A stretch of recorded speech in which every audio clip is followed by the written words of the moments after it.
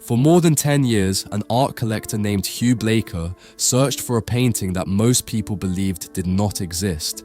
Blaker was convinced that somewhere in Europe there existed a second version of the Mona Lisa, an earlier version painted by Leonardo before the one now on display at the Louvre that the world had not yet seen. One day in 1913, while going through an old collection of paintings in a manor house in Somerset, England, he finally found a portrait that could confirm his theory. The painting he found was this one. This portrait spent more than 100 years hidden in an abandoned manor house, and when we compare it to the Louvre version, the resemblance is unsettlingly striking. There are those who believe it is an authentic work by Leonardo da Vinci, painted a decade before the one in the Louvre, and there are those who believe it is simply a copy, one of the many that were made over the centuries. What no one can deny is that once we analyze it closely, the evidence is far more complex than it appears. To understand why this painting generates so much debate, we first need to talk about the original.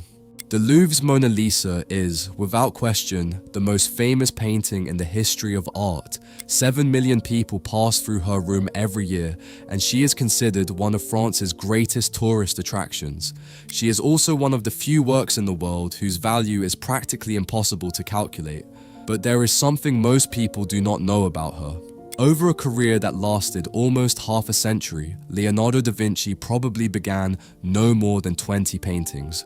Only 15 have survived, and experts agree that they are entirely his own work.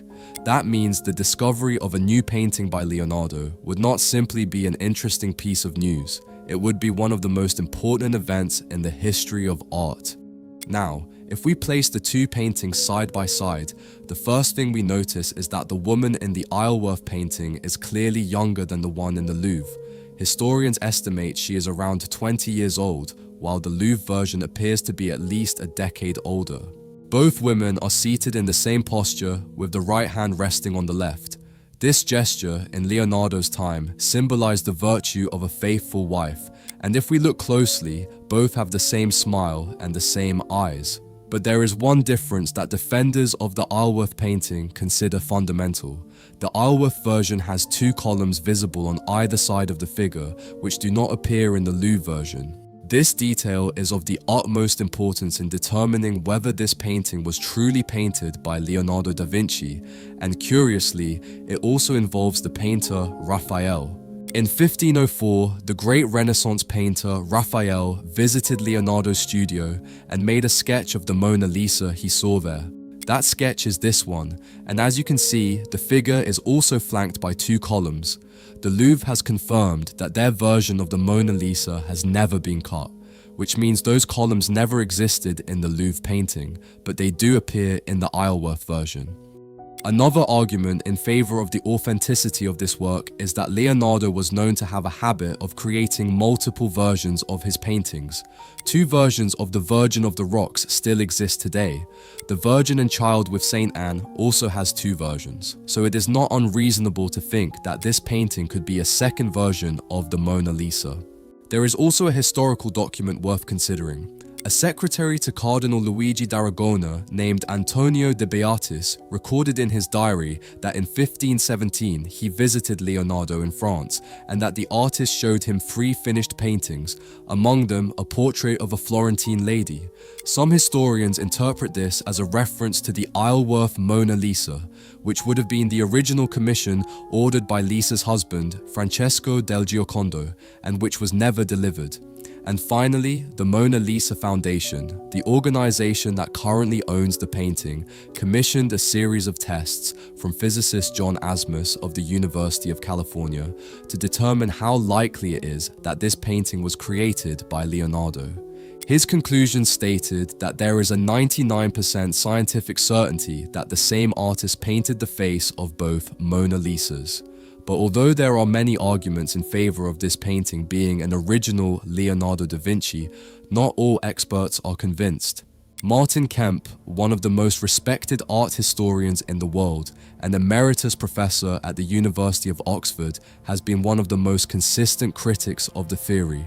For Kemp, the Isleworth Mona Lisa is a later copy, and the preliminary sketches discovered during the infrared analysis of the painting reveal none of the characteristics typical of Leonardo's preparatory methods. Luc Sisson, a Leonardo expert who directed the artist's successful exhibition at the National Gallery in London in 2011, was even more direct, stating that he did not need to see this painting in person to conclude that it is a fairly mediocre copy, one of the dozens that were made of the Mona Lisa in the centuries following its creation. There is also a technical argument that undermines the painting's authenticity. The Isleworth Mona Lisa is painted on canvas, and Leonardo, in his mature works, painted on wood. The Louvre's Mona Lisa, for example, is painted on poplar wood. However, the debate is far from closed. The experts who defend the authenticity of the painting have an answer for each of these arguments.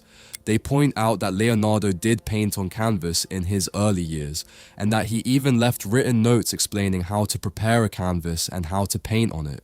They also argue that the quality of the painting can be explained by the fact that it is unfinished, and they note that the scientific evidence, while not definitive, is too significant to be ignored. What is curious is that none of the main critics of the theory have examined the painting in person. Kemp admitted that he chose not to see it, and Sisson stated that he was never invited to do so. Even after more than 4 centuries since it was painted, the Isleworth Mona Lisa has become one of the greatest mysteries in recent years. Although it spent more than 100 years hanging in an English manor house without anyone knowing exactly what it was, today, after decades of scientific analysis, academic debates, and clashes between the world's leading experts, we still do not know with certainty whether we are looking at a work by Leonardo da Vinci or an extraordinarily well-executed copy. Perhaps that is the most fascinating thing of all, that a painting can spend so long generating so many questions without anyone being able to give them a definitive answer. Now, after having heard all the arguments that both support and contradict the authenticity of this work, I would love for you to leave me your opinion in the comments. Do you think the Isleworth Mona Lisa is an authentic work by Leonardo? Or do you think we are simply looking at the work of a talented imitator? I will be reading every single one. As always, thank you for watching this video until the end. I would like to remind you that if you would like to have this painting in your collection, you can purchase it through the link in the description. There you will find more than 900 carefully selected works to begin your own art collection. Shipping is completely free, and with your purchase, you help me enormously to keep creating videos like this every week. Thank you so much for your support, and I will see you in the next video.